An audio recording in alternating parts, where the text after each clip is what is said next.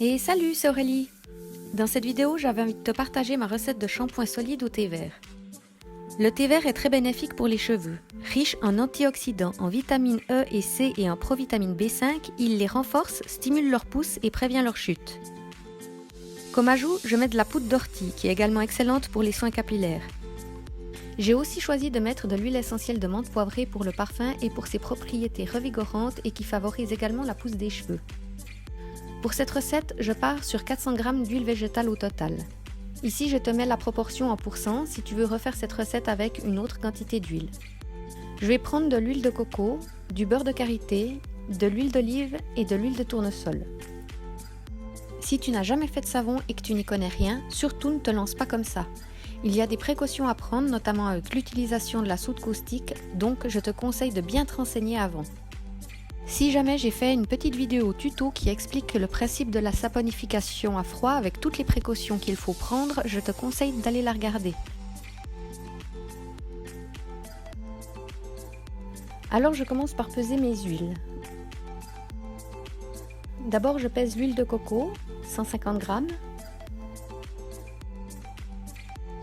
Ensuite le beurre de karité, 100 g. L'huile d'olive, 90 g. Et l'huile de tournesol, 60 g. Je mets le tout ensuite au bain-marie à feu doux pour que les beurres solides se liquéfient. Je pèse ensuite mon thé vert, 126 g. Oui, je sais, j'en fous partout. Ensuite, je pèse la quantité de soude que j'ai calculée en fonction de mes huiles avec un surgraissage de 9%, ce qui correspond à 54 g.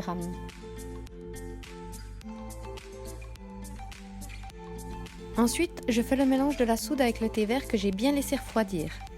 Toujours verser la soude dans le liquide et jamais l'inverse. Il faut bien te protéger durant cette manipulation.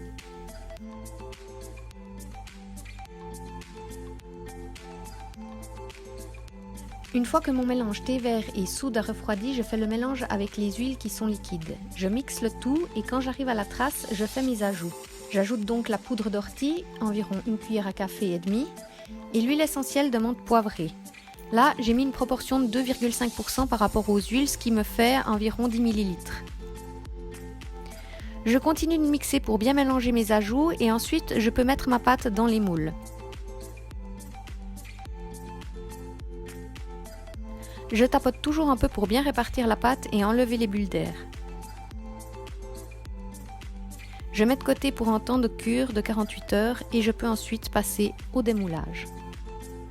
Voilà, j'espère que ça t'a servi ou inspiré. Si tu testes la recette, n'hésite pas à me dire, ça me ferait super plaisir.